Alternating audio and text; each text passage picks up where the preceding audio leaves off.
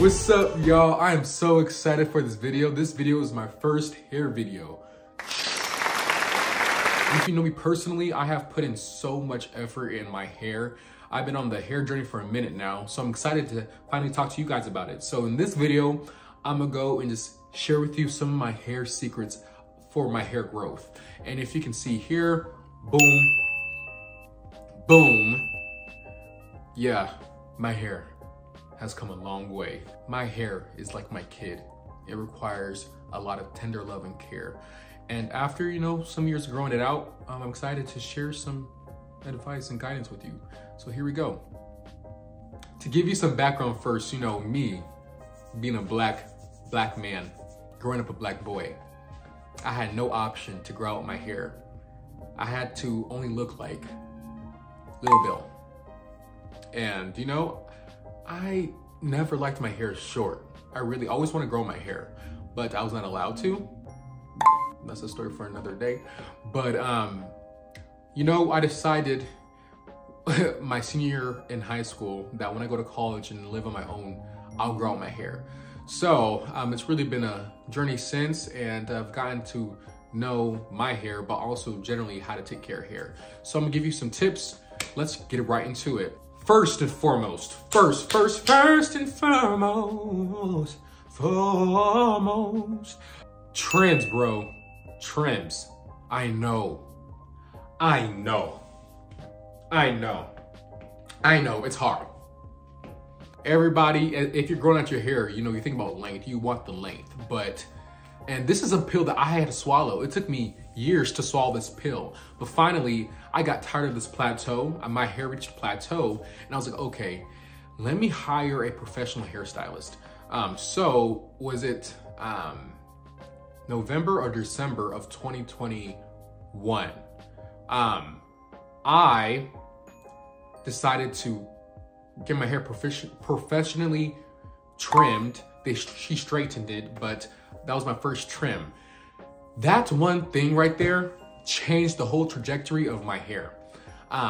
So the reason why I say get your hair trimmed is because, especially if you reach a plateau and you wonder why is your hair not growing? It's because the edge of your hair are the oldest pieces of your hair. And so they're the most fragile, the most prone to damage. And if you do not trim off your ends, your hair will just continuously break. So your hair is still growing, your hair grows from your roots. So, you know, your hair will continue to grow. But when your hair reaches a certain point, it will just continue to break off. So it creates this illusion that your hair is not growing. It's not that your hair is not growing, it's that your hair is not retaining its length. So I would say get a trim. I get a trim about every 3 months. You know, and it's really been worth it. It's really been a great investment. You know, every 3 months I spend about $100. Get that joint washed, conditioned, massaged, blown out, trimmed. Sometimes I get it put into protective styles. Sometimes I get it silk pressed. And oh, speaking of which, this is an old silk press. I decided to put some flexi rods in it. But just for y'all awareness, I don't normally wear my hair in this sort of format. I'm a natural hair king. I love my curls. So yeah, so that's first tip. Number one is get your trims. Number two, wash your hair. And to be honest, I'm not every other dayer. I'm not even a once per week. I'm a every 2 weeks type of person. But some of y'all know who I'm talking about. Some of y'all natural hair people don't wash your hair except every other month. That's nasty. How's your scalp just not flaking like the abominable snowman?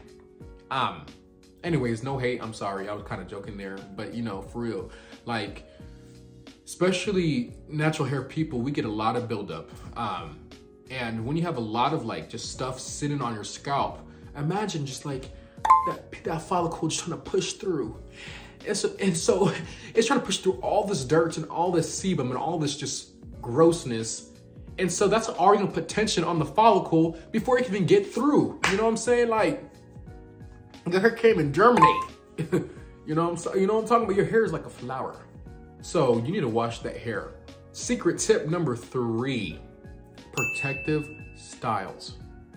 My hair, I gotta say, especially in a place where it's humid, my My hair stays in protective styles, I would say, at least, like probably like 75% of the year. My hair is in some sort of, you know, twist or braid or whatever. And that's really good because protective styles, they protect the ends of your hair. So they're not, you know, open to the elements, as well as you're not just damaging it by just touching it, you know, like it's easy for me to just touch my hair. And so me just touching my hair is exposed and vulnerable to, you know, external forces. But when your hair's in a protective style, it's kind of all hugged into each other. So it's, you know, it's kind of like, you know, a big, huge flock of penguins in the middle of the winter where they all get flocked together to protect and keep themselves warm. That's what protective styles kind of do. So my third secret tip is protective styles. Secret tip number 4. This is actually one that I found myself, and it's actually really cool. So like I said before, your hair is like a flower. Your hair is like a garden, but like, just think about it like a flower. Flowers need water. Water. I'm not talking about oil. I'm talking about water. Oils do not moisturize your hair. Moisturize comes from water itself. And so when my hair is in a protective style, I actually mist it every other day. So I actually take my own little mister, and not a spray bottle, actually a mister. And at night before I go to bed, I'll just get some water and I'll just spray my hair. Spray the ends. And then I know I'll kind of rub it in real good to make sure all the follicles receive all the water. And then I'll just put my scarf on and go to bed. Yeah. And actually I've been seeing like a lot of growth that way too, and retaining a lot of length. It's because while your hair is in protective style, you're not probably as, you know, taking care of it as much, because, you know, subconsciously you're like, wow, like my hair is just on layaway right now. And I'm just gonna let it to be in storage. So you don't really take care of it as if it was down or it's in its natural out state. So, but your hair still needs to be taken care of, especially as it grows, and it still will continue to dry out. So you just want to rehydrate it. So yeah. 5, keep your hands out of your hair. I know it's tempting. I'm a type of person, like, while I'm thinking, I'll start, you know, doing that little twirl thing. Understanding that the more you touch your hair, the more prone to damage it is. You know, just leave your hair alone. Just leave it alone. Leave it alone. Leave it alone. So before this video gets done, some of you guys sent some questions to me about, you know, hair growth tips. So I want to get to those questions. Question number 1, how long have you been growing your hair? Good question. I started growing it out in 2016 when I went to college. However, that's not really a smooth question because there's a couple of times where I dyed it and it died. So I had to cut some stuff off and then continue to grow it again. So the first time I was my freshman year in college, I wanted to lighten my hair. And I did it first with lemon juice, and then I was like, wow, that's taking too long. So I went straight to peroxide. So I just dyed my hair peroxide.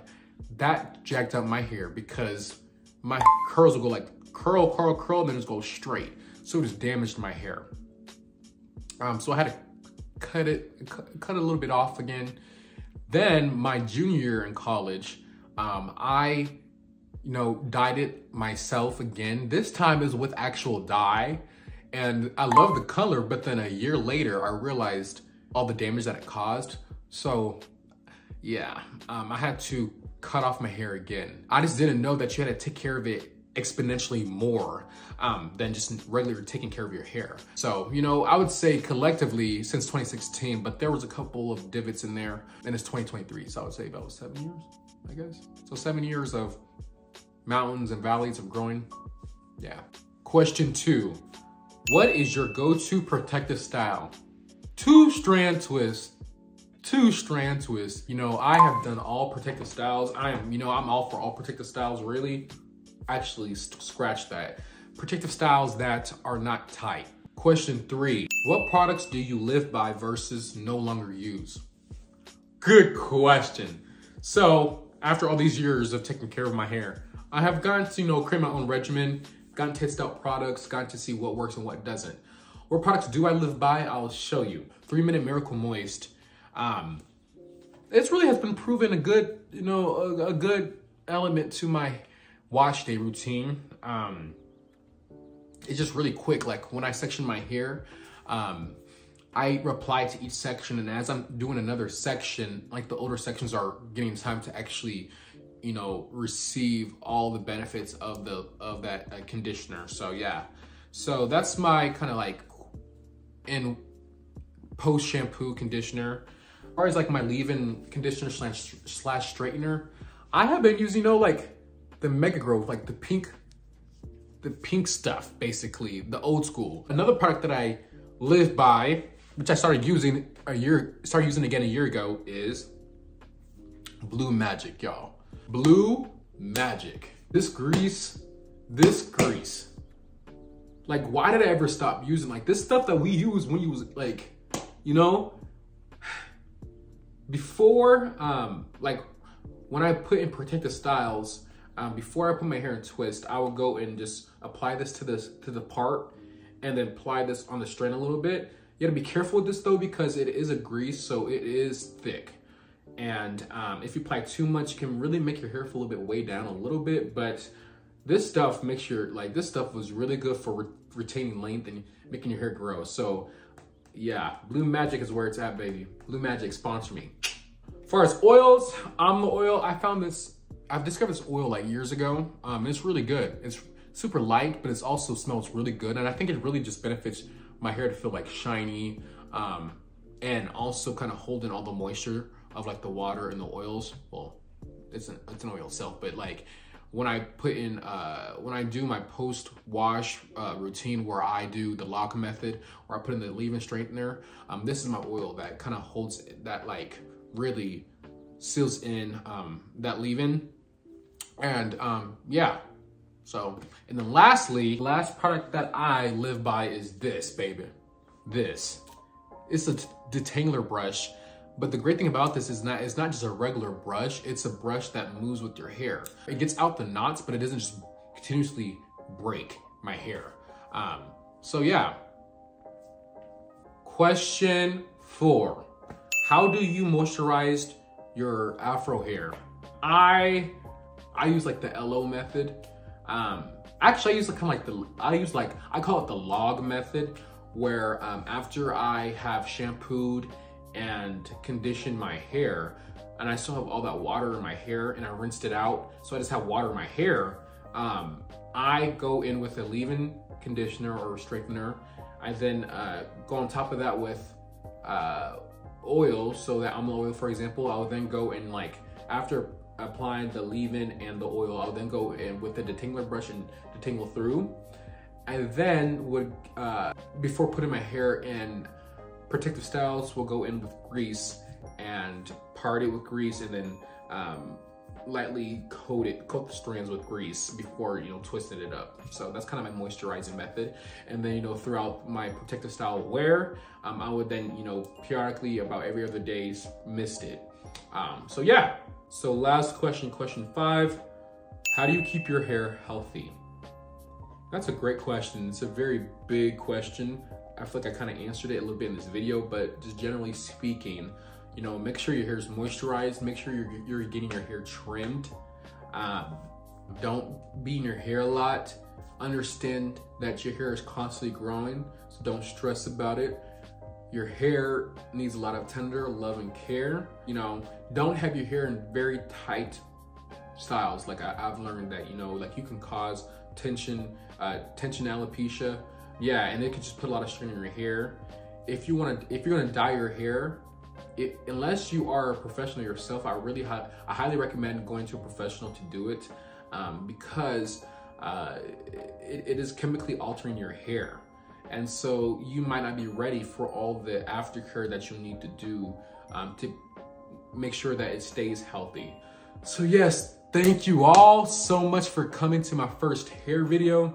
I would love to do more. Please, especially, this is a part 1. There's hair care tips that I'm not even thinking about, and there's also ways in which I just want to help you out more with your hair growth journey. So if you have any questions, feel free to drop it in the comment section below or DM me on my Instagram, and I would love to add that to a list to where I can do another hair care video and answer your questions. So thank you guys so much. I love you all. And like always, crowns up, blessed up, peace out.